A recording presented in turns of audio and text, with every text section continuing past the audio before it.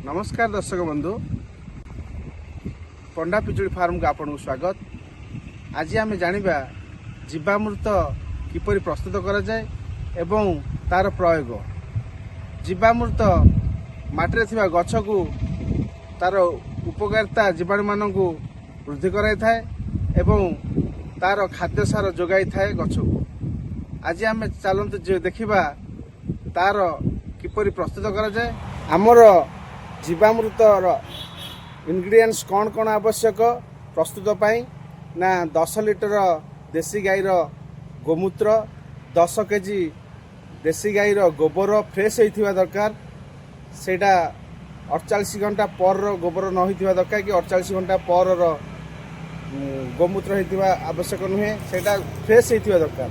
एवं बरगछ तलर माटी तार कारण बरगछ तार ऑक्सीजन दे था सब समय रे, सेथिपई तार तलर माटी एवं बेसन 2 केजी गुड़ 2 केजी। आसंतु ताकू प्रस्तुत करिबा। प्रथमे आमे देसी गाईर गोमूत्र जोटा 48 घंटा भीतर होइतिबो ताकू आमे नबा 10 लिटर। ताकू गोटे 50 लिटर ड्रम रे आमे पकईबा 10 लिटर यूरिन बा गोमूत्र। तापरे 10 केजी फ्रेश गोबर आनी से जो गोमूत्र रे रखिबा, जोटा कि 48 घंटा भीतर रहिथिबो, पुराना हेई नथिबा दरकार। सेटा आमे पकई ताकू भल भाबरे मिश्रण करिबा। मिश्रण कला परे सेटा को आमे गोटे साइड रे रखी बरगछर तलर माटी आनिथिबा 2 केजी को आमे रखिबा। कारण बरगछ सब बेले आमर ऑक्सीजन दे थाए, से माटीटा आम पई उपयोगी बहुत। सेटा को आमे रखी ताकू मिश्रण करिबा। ता 2 केजी बेसन आमे बाजार आनिथिबा, सेतुरु आमे गोटे पर गोटे खोलिबा एवं ता पाखरे गोटे बाल्टी रखिबा। सर्वप्रथम गोटे पैकेट खोली ताकू आमे धीरे धीरे ढालिबा जेमति कि बाहर को उड़ी न जाए। एवं अन्यटी खोली सेटा को आमे ढालिबा। ढाली सारला परे ताकू आमे कौन करिबा ना पानी आनी ढालिबा। पानी ढालला परे आमे ताकू भल भाबरे मिसेइबा। से जिनसटा आमे देखिबा जेंति बेसन गोटा न रहे। आउटे पानी दबा, पानी दे घांटिबा। घांटिला परे ताकू आनी से जो मिसी जाथिबा पूर्व गोबर एवं मूत्र से गुड़ाक आमे मिक्सअप करिबा। ताकू भल भाबरे घांटिबा हाथ रे घांटी जेमति देखिबा जे कोठी गोटा गोटा न रुहे। सेटा भल भाबरे हाथ रे घांटी परीक्षा करी देखिबा जे सबू जेमति मिसी जाइथिबो, गोटा गोटा कोठी न रही थिबो। सेगुड़ा को घांटी सारला परे 2 केजी गुड़ आनी मिक्सअप करथिबा, सेटा को आनी सेतरे ढालिबा। से ड्रम रे आगुर प्रस्तुत का से गुड़टा को 200 लिटर पानी ड्रम आनी तादरे पानी पकईबा। पानी पकैला परे से जो मिश्रित होइथिबा सामग्री ताकू आमे पाखको आनिबा। पाखको आनी ताकू आमे ढालिबा से 200 लिटर पानी भितरे। पानी ढाली ताकू आमे कौन करिबा ना गोटे गोटे करी बाल्टी रे ढालिबा।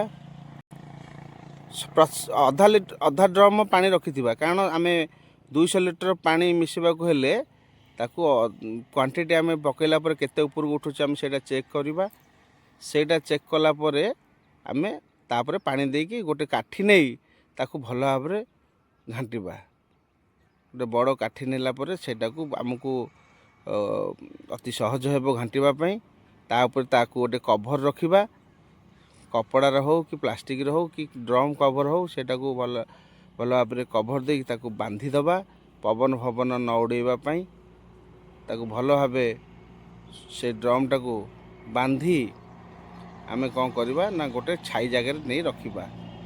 एठी देखंतु ड्रम कवर अच्छी गोटे थरे कभर ना तो आम प्लास्टिक रे बा ये कौथे ना अखारे प्लास्टिक अखारे घोड़े यहाँ देखु आज्ञा ताकू आम सबुदिन सकाळु एवं संध्यारे घांटिबा ताकू आम कभर करके रखि गोटे छाई जगार खरा जगार रखा ना कारण छाई जगार रखिले सेटा आमर ठीक गछ तल छाई हो कि कौन सी गोटे भल छाई रुवा जगार रखा ताकू सबुदिन खोली सकाळ एवं संध्या समय रे ताकू भल भाव 5 मिनिट खंडे घांटिबा कहीं ना सेटा आम किछिटा अंश तले पड़ जाए सेठी आम घांटिले एटा भल भाव मिसी जाई थाए।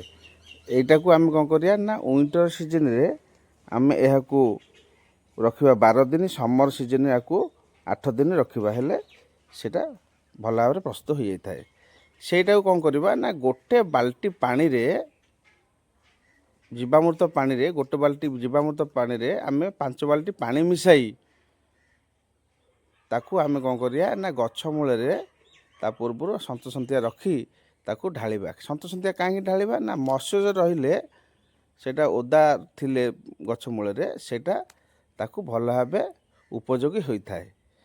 सन्तसंतिया थिबो ओदा थिबो से समय रे आम कौन करिया 1 लिटर जीवामृत आम एठी दउछु कारण यह हूँ 6 मासर गछ जेहेतु तेणुक आपण बड़ गछ किंबा 6 मास ऊर्ध्व गछ होते आप 2 लिटर लेखा प्रति मास को थरे लेखा पकेबे। यह प्रति मास थरे लेखा पकेले यह गछ को बहुत संबल एवं बहुत हृष्टपुष्ट करता भल फल आदाय करता एवं गछ को खाद्य सार जोगाई थाए। यह आमर ये प्रणाली हुए। आपण मान तो देखिले आम वीडियो जे किपरि जीवामृत प्रस्तुत करा जाए।